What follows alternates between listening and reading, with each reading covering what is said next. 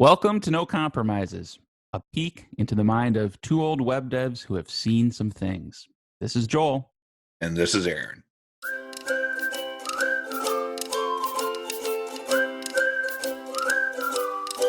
Today we're going to talk about fire. And by that, I mean developer fires, which is something lands in your email inbox or you get a phone call. Oh, that's the worst.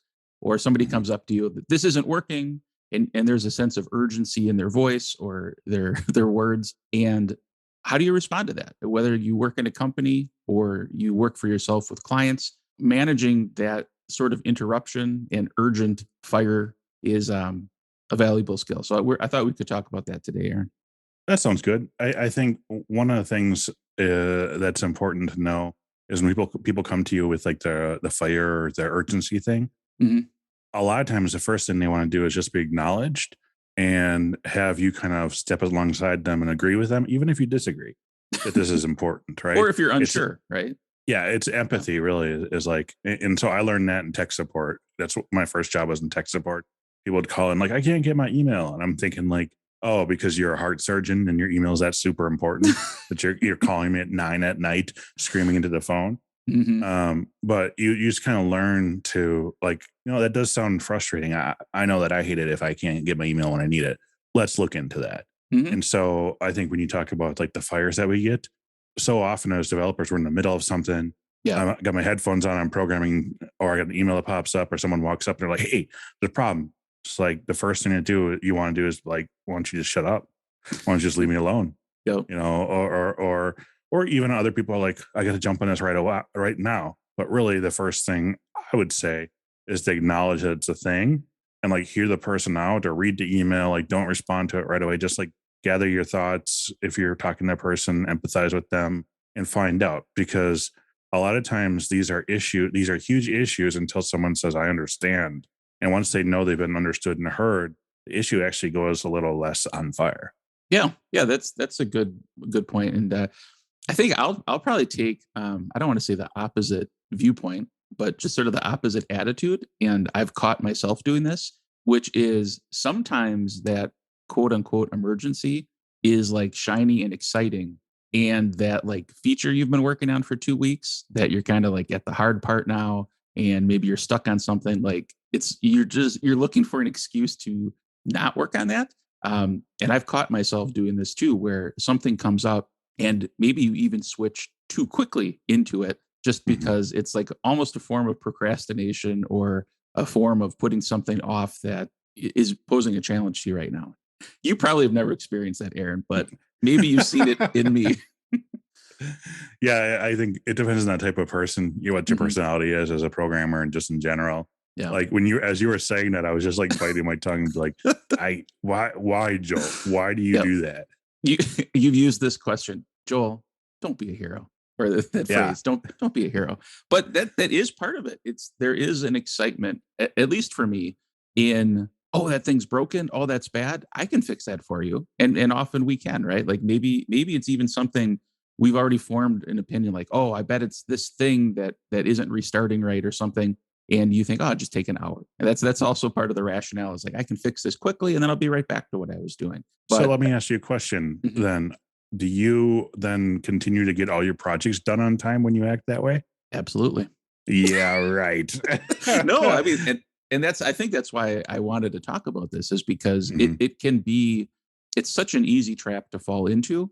And if you're not at least aware of what you're doing, it's going to be hard to correct that. But I think the way you framed it at the beginning is also valid too, because there's a lot of developers that would prefer to just stay heads down on what they're doing. And maybe they're too far the other direction where they need to have some balance and know when it is a good time to interrupt what they're doing and look at this other quote unquote emergency. I think a lot of it has to do with consequence too. So that's a thing I preach a lot, is there's a consequence for every action that we do, right? Yeah. And so first of all, as the developer that's excited about fixing something, there's a consequence to your actions and going and doing that, which is your project might get behind or you'll have to work extra. And, you got that little hero spike for a little minute there, but then is your family happy that you have to work an extra hour tonight instead of spending time with the kids and all those different things, right? Or are you going to let the client down and be like, I was late? the opposite consequence or the opposite thing on that too is when a client comes to me, I first of all, or anyone, even if you're working in a Mhm. business, boss Yep. comes to you and you say, all right, that does sound important and urgent, and understand that that's frustrating. I mean, you don't have to say it like a robot, like I just did, but you kind of Right. acknowledge those things, and then you say, do you want me to look at that now? If I do, I can probably get it fixed right away, but that's going to push behind the current Yeah. project by an hour or two or however long. So just Mhm. so you know, I probably that'll slip. I'll miss a deadline on that one. Yeah. Or is it really that important, or should I look at it when I need a break and when I have some time? Mhm. And you'll be surprised when you start to say those things and demonstrate that there is consequence, and you're willing to do whatever they want, but they have to make the decision. Yeah. How those things that are on fire are now down to a smoldering coal. Sure. Yeah, exactly. And I like that idea of consequence because it's not necessarily even a negative thing, but it's a reality. It's like cause and effect. Yeah. Something's going to happen. What I've done too is and this works over email, especially if hey, this isn't working. And like I'll try to gauge it. Like, is it the system's down completely? Like to me, that's different than Mhm. this one person says they're not getting a notification email. Like you have to try to weigh the urgency of it. And Right. assuming it's not a mission critical thing, like a business is losing money or has annoyed customers, I'll just say, hey, yeah, I can take a look at that. I'll get back to you. Let's say today is Tuesday. I'll get back to you on Thursday with what I found. And there's been times where I've typed that because I was in the middle of something that actually was time sensitive, and I felt bad sending it. And then they reply, okay, that's great.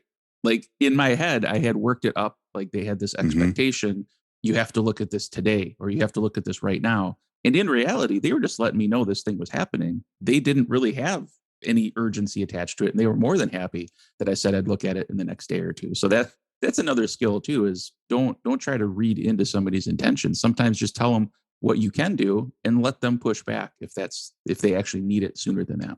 Yeah, that's a good point, because what are they supposed to do? Preface every email with, "This is not Right. urgent." It's Right. like, Exactly. I'm just going to let you know, and you can deal with this information I've given you.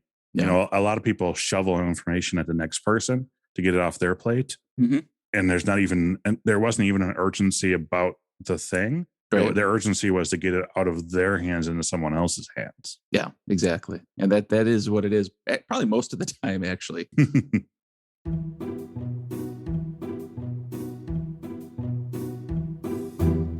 This morning, I was looking at a bag of pretzels sitting on the counter, Mhm. and it's on the back. They have the nutrition info and they have the story of the pretzel company, which is riveting.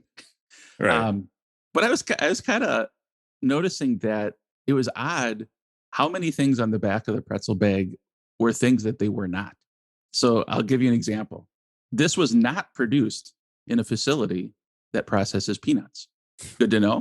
Yeah, yeah. good, good to know. I mean, I get why they put that there because some people have peanut allergies, and even if this thing doesn't have peanuts in it, like if it was even Yeah. peanut adjacent, right, it can hurt you. I'll tell you the brand of pretzel. It was Snyder pretzels. There Mhm. was another sign on the back that said, "We are not affiliated with Snyder of Berlin, Germany." Good to know. Like, I mean, I thought that was a little weird. I'm guessing maybe there was some like legal thing that happened where they had to put Mhm. that on the bag. I don't know. It also, a lot of times items will have recycling information on it, and it Mhm. said this bag is not recyclable. And I'm like, okay, good. I don't. Again, I'm not sure why they felt the need to put all those things on there, but I just thought it was a weird observation. Like they're telling me a It's lot a of things that it's not. it's a real negative bag. Exactly. Like, we're not this, we're not that. All right. So what Exactly. are you? Well, Mhm. we're delicious. Thank Yep, you. Yeah, I they guess are. uh, I never thought to recycle a bag of like from snacks. No, me either. Like, oh, this looks a little like what a water bottle might look like. So let me put it in recycling. Sure. So we've said a lot about what we think and answered questions we made up for ourselves. But do you have any questions, or what do you think? If you'd like us to talk about a topic or have a question, contact us by going to masteringlaravel.io and clicking the contact us link at the top.